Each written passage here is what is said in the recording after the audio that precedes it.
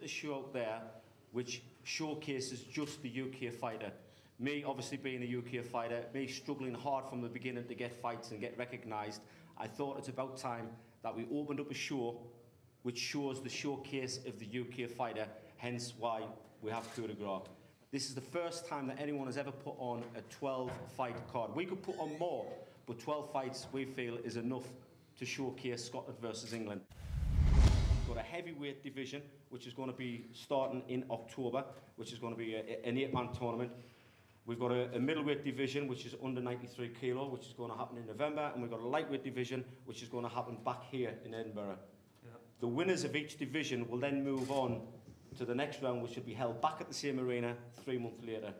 All right, and then 3 months after that will be the final, and then the final winner will get a £30,000 4-fight contract. All right, so the full 10 shows are now mapped out. It's the fastest growing sport in the world, not just in England or Europe or America. It's the fastest growing sport in the world, and that is what we're bringing to Edinburgh in September.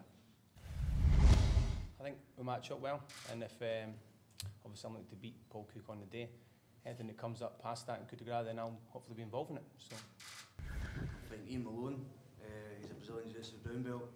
I'm a predominantly stand-up fighter, so it's going to be an interesting match-up. I'm going to make him work for his takedowns if he gets his takedowns. If he doesn't, I'm going to plan on knocking him out. Ethan Thompson's not been around that long, but he's got a pretty big record. He fights all the time, probably about once a fortnight, so it makes him quite experienced. I come from a stand-up background, start to hear that mid the bike actually, but I'm well rounded. I think I'll be too big, too strong, and I'll just be too much for him, to be honest. So, but when I lose, I'll always put a show in, and I'll definitely put a show in that night anyway. There's a lot of pressure coming up with Scotland in the fight.